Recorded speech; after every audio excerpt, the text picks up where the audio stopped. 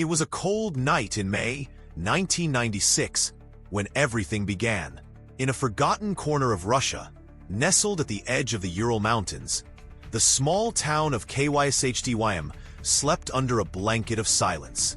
Life here was harsh, simple, stripped down to the essentials, a world untouched by modern distraction. But that night, something happened that would shake even this quiet corner of the world. Tamara Vasilievna, an elderly woman in her 70s, was taking one of her nightly walks. She lived alone in a small apartment on the outskirts of town, and often wandered the woods near the old garbage dump to collect discarded items. To many, she was just another lonely pensioner. But to those who knew her, Tamara was kind-hearted, eccentric, and perhaps just a little strange. As she moved slowly through the damp underbrush, the trees whispering above her, a sound stopped her in her tracks. A faint, high-pitched whimper.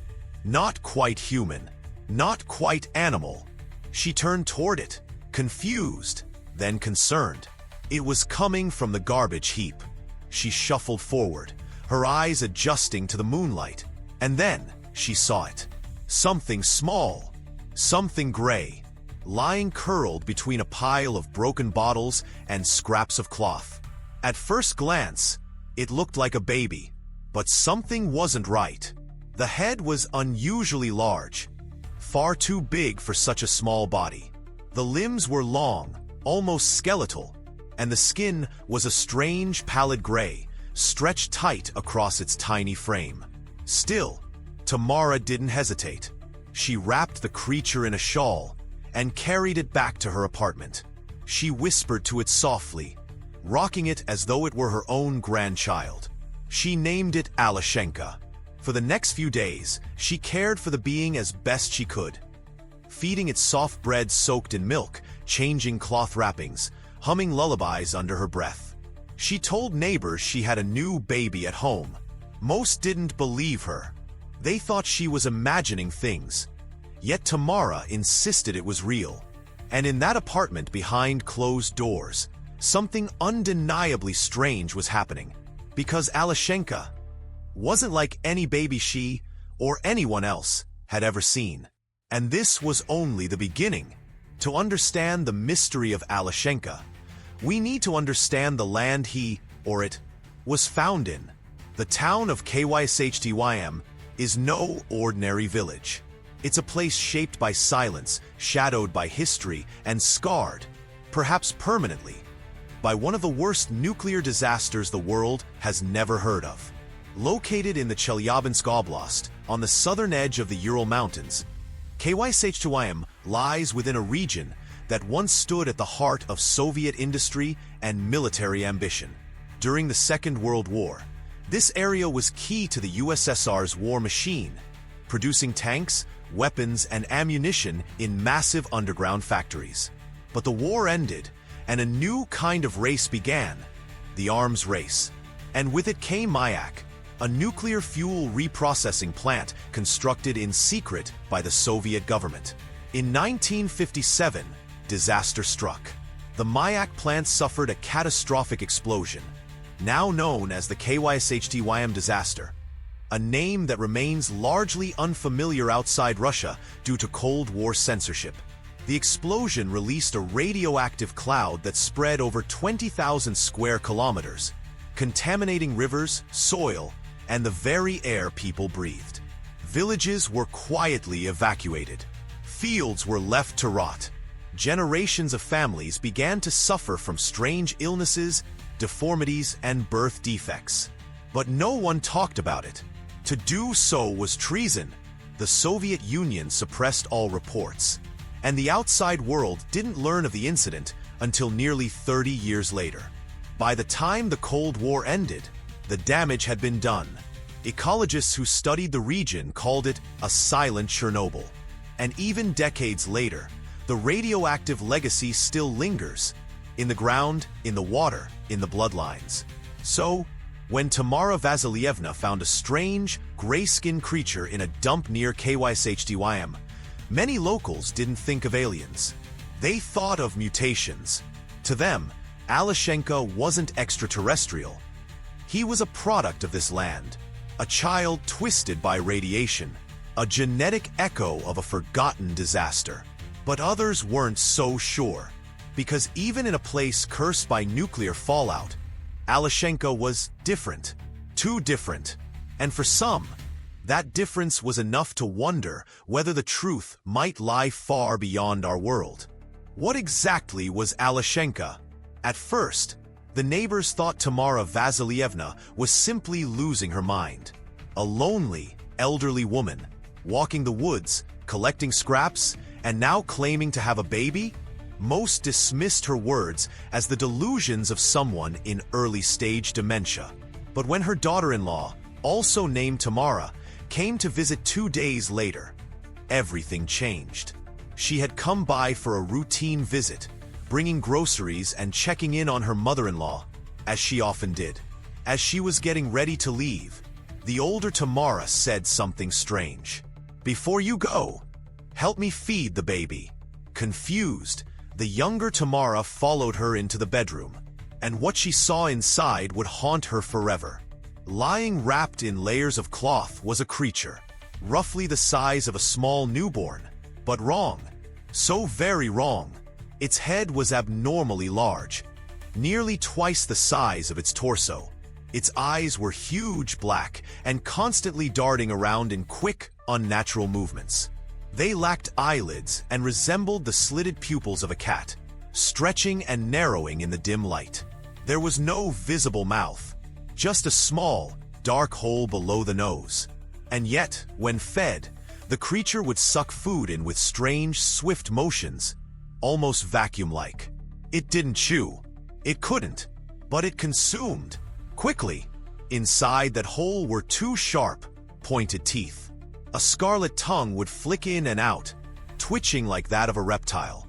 Its limbs were elongated, arms too long for its torso, ending in thin, bony fingers with what appeared to be more joints than normal. Its skin was dry, almost papery, with a grayish hue. No hair, no eyebrows, and no visible genitalia. Tamara Jr. was stunned, shocked, terrified. She later told investigators, "That thing wasn't human. I don't know what it was, but it wasn't a baby. Not a real one." But the older Tamara? She loved it. She rocked it, spoke to it, called it by name, Aleshenka, or affectionately, Alyoshenka, after her late grandson. To her, it wasn't a monster. It was a miracle, a second chance, a gift. And despite its grotesque appearance, the creature was alive, breathing, moving, eating, and that was what truly unsettled those who saw it. Not just how strange it looked, but the undeniable truth that this thing was living, and possibly intelligent. Not long after her discovery, the old woman who called herself Mother to Aleshenka was taken away. In the eyes of the community, Tamara Vasilievna had always been a bit odd. She wandered cemeteries at dusk, sometimes stealing flowers from graves to decorate her apartment. She spoke to herself on the street. She smiled at nothing, but most importantly, she had begun telling neighbors she was raising a new baby. Naturally, people were skeptical. They saw no child, and when they asked to see it, she grew evasive, paranoid, even frightened. Whispers began to spread throughout the apartment building. Some said she had completely lost her mind. Others said they had heard strange noises coming from her flat. Squeals and clicks, not like any human sound they'd ever heard. One neighbor reported hearing her banging on their door late at night, begging for medicine because the baby is sick. She was disheveled, frantic, clutching her shawl like it held the world together. It was that incident that brought the authorities. When police arrived, they didn't come to investigate a baby. They came to detain an elderly woman they believed was suffering a mental health crisis. Tamara was forcibly removed from her apartment and brought to a psychiatric hospital for evaluation. Reports differ on how this happened. Some say neighbors called the police out of concern. Others claim hospital staff arrived on their own after hearing her screaming. But the result was the same. She pleaded with them, told them she couldn't leave, said there was a child who depended on her, that he couldn't survive alone. But no one believed her.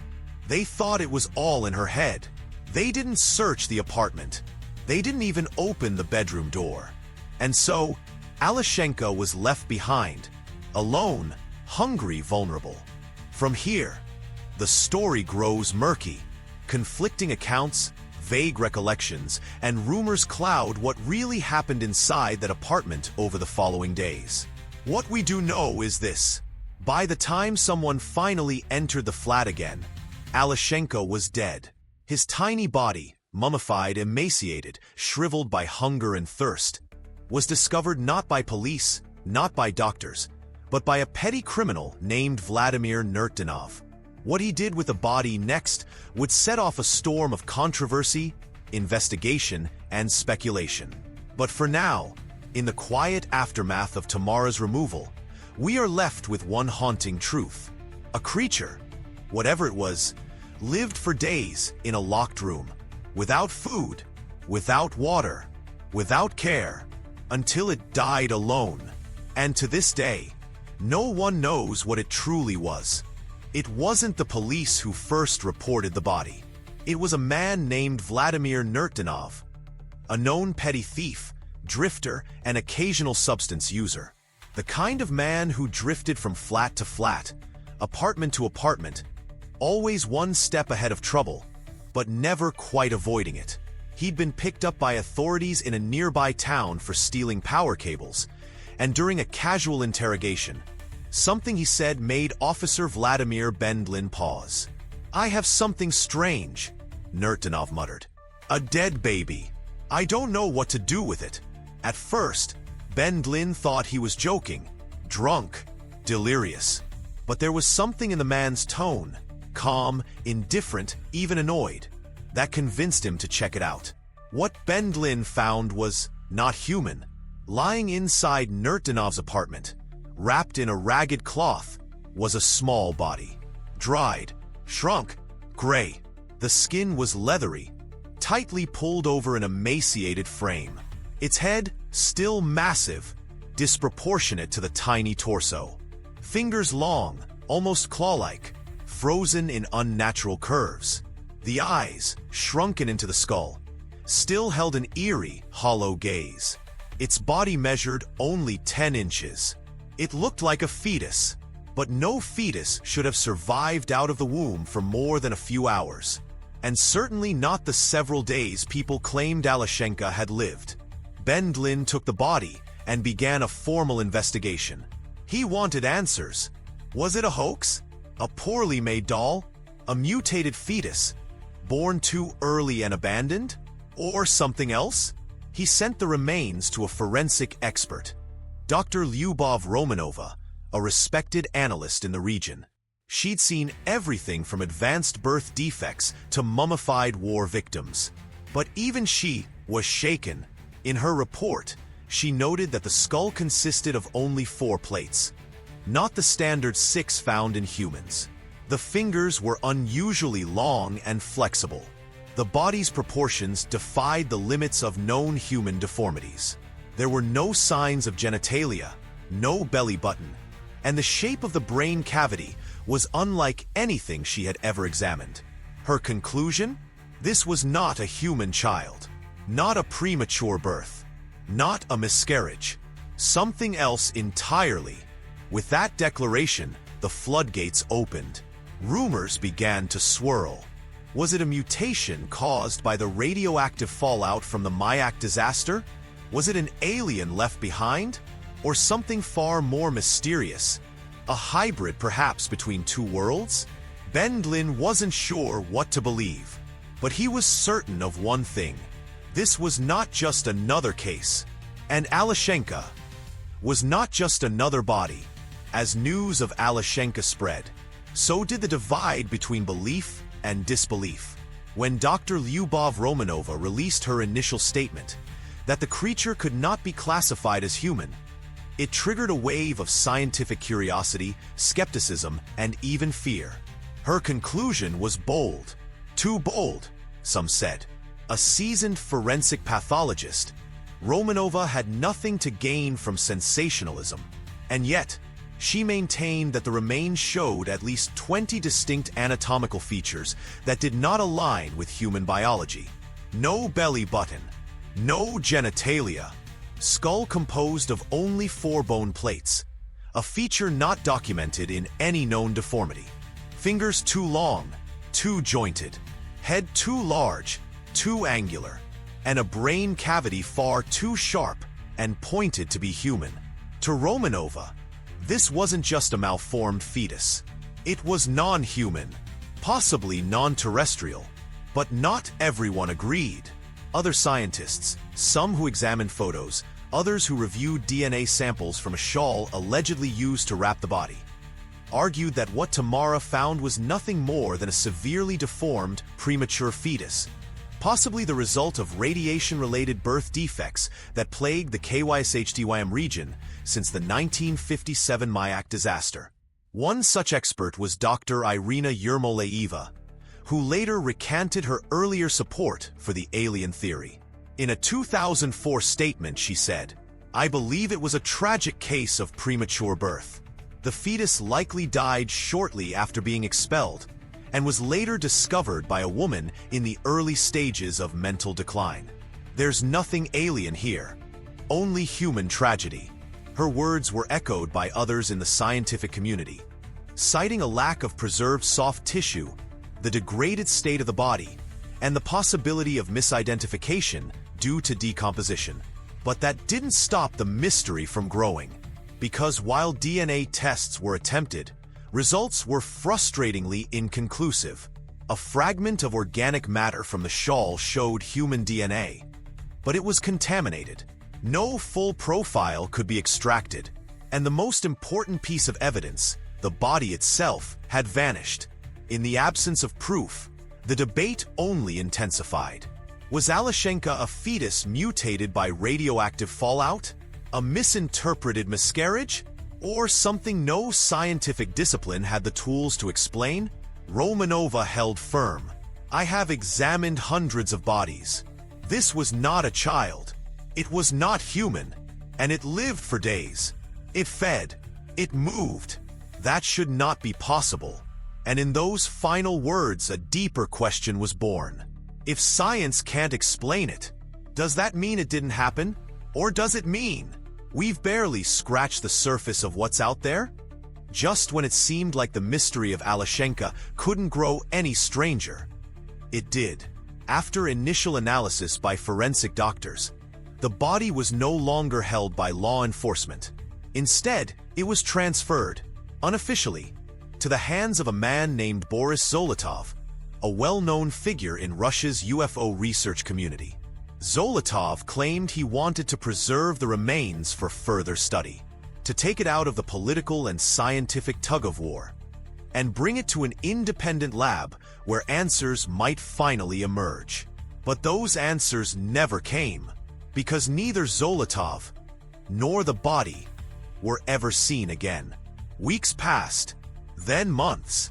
Calls were unanswered, emails ignored, and when journalists finally tracked Zolotov down, what he told them sounded like the script of a sci-fi thriller.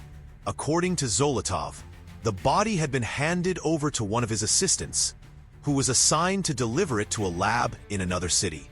But en route, the assistant's car was stopped by a flying object. A craft, metallic, silent, hovering just above the road. From it, a being emerged. No words, no aggression, just a single, wordless gesture. "Give the body back." And she did. The assistant claimed she handed over the wrapped remains, and the craft vanished into the night sky, without a trace. When asked to pinpoint the location of this supposed incident, Zolotov was vague, his answers evasive, at times contradictory. He refused to name the assistant, refused to give the vehicle's plate number. He simply said, "They came for him. He wasn't ours to keep." Naturally, most dismiss the story as absurd. UFO enthusiasts, however, celebrated it as final confirmation. But then, more questions began to emerge. Some theorized Zolotov was intercepted by the Russian government, that military agents had taken the body to a classified facility. Others believed he had sold it to a wealthy collector obsessed with extraterrestrial artifacts. And still others, darker still, whispered that Aleshenka had never died at all, that he had been alive, conscious, and taken by those who came to reclaim him. But one fact remained. The body of Aleshenka was never seen again. No more tests, no more photos, no trace. The only thing that survived were stories. Stories told in bars and basements. Stories traded among ufologists, paranormal investigators, and skeptics alike. Stories of a creature who was born or found in a radioactive wasteland and who may have been taken back to wherever he truly belonged. 3 years after the incident, in the autumn of 1999, the woman who had found Aleshenka, who had fed it, cared for it, and called it her own, would meet a tragic, and some say deliberate end. By that time, Tamara Vasilievna was still living under psychiatric care. Diagnosed with paranoid schizophrenia, she remained institutionalized since the day authorities removed her from her apartment and from Aleshenka. But something about her case never sat right. According to nurses, Tamara often spoke calmly and lucidly until the subject of the baby came up. Then, her eyes would widen, her voice would soften, she would whisper strange things. He was still hungry, even after he stopped crying. They watch me now. They want me quiet. And perhaps they succeeded. One September evening, Tamara reportedly escaped the facility. It was late, around 2 a.m. The staff noticed her missing from her room, but assumed she hadn't gotten far. Then came the call. Her body had been found on a desolate road just outside the hospital, lying face down on the asphalt, illuminated only by the red glow of a car's taillights as it disappeared into the forest. Hit and run. That was the official report. No witnesses, no surveillance, no suspects, but others weren't so sure. In the days prior, Tamara had agreed to be interviewed again, this time under hypnosis, as a last attempt to retrieve buried details of her experience with Aleshenka. Word of the interview had spread, and then she was dead. Some said it was coincidence. Others called it a cover-up. Could someone have feared what she was about to reveal? Could her memories, however fragmented, have contained truths too dangerous to be made public? A former hospital worker later came forward anonymously, claiming that Tamara had been visited by men in suits, speaking in hushed tones, flashing credentials no one could verify. They arrived. They asked questions. They left. And then so did she. Some say Tamara was silenced, not because she was crazy, but because she was right. The last person to cradle the mysterious being known as Aleshenka. The last human to look it in the eyes. And possibly the last to know what it really was. Her death closed the final chapter of the case. At least officially. But for those who still believe, it was not an accident. It was a warning. And if that's true, then the mystery of Aleshenka may have claimed one more life. So, what was Aleshenka? Was it an abandoned fetus, malformed by radioactive exposure, born too early, and left to die in the dirt? Was it a hoax? A hallucination born from a woman's mental illness? Or was it something else entirely? For nearly 3 decades, the story of the Kyshtym dwarf has continued to baffle scientists, ufologists, skeptics, and believers alike. To this day, there is no conclusive answer. Some believe it was a rare case of extreme fetal mutation. Medical journals in Russia and abroad have cited possibilities: anencephaly, cyclopia, cyanomelia, or other terminal deformities. And yes, the radioactive disaster of Mayak in 1957 could very well have caused generations of such defects. But even those explanations leave gaps. Because Aleshenka didn't just exist, he lived. He moved. He responded to sound. He ate food. With no visible mouth, he wagged his tongue, blinked with eyes that had no lids, and displayed motor functions far beyond what any severely deformed fetus could manage outside of a womb. And if he was non-human, then where did he come from? Was he a visitor, stranded in the wrong place at the wrong time? Was he a result of a government experiment, grown in a lab and discarded like trash? Or was he something even more disturbing, a hybrid caught between two worlds? We may never know, because the body is gone. The records are scattered. The only woman who truly cared for him is dead. And those who still speak of Aleshenka are either ignored, dismissed, or quietly silenced. Yet there's one part of this story that no one can deny. In the final days of its short life, this strange, fragile being was cared for by a woman whose mind may have been fading, but whose heart remained wide open. Tamara Vasilievna didn't see a monster. She didn't see a mutation. She saw a child, abandoned, alone, suffering. And she did what few would. She took it in. She named it. She held it. And she loved it. Whatever Aleshenka was, he was not left to die in the cold. He was wrapped in a shawl, fed with trembling hands, and rocked to sleep to the sound of a lullaby only one person would ever sing for him. If he was from this earth, he died in a world that feared him. If he was from somewhere else, maybe, just maybe, he made it home. And perhaps, somewhere out there, among the stars, or in a file buried deep in some government vault, the truth waits. But for now, all we have is the story, and it's a story that refuses to fade.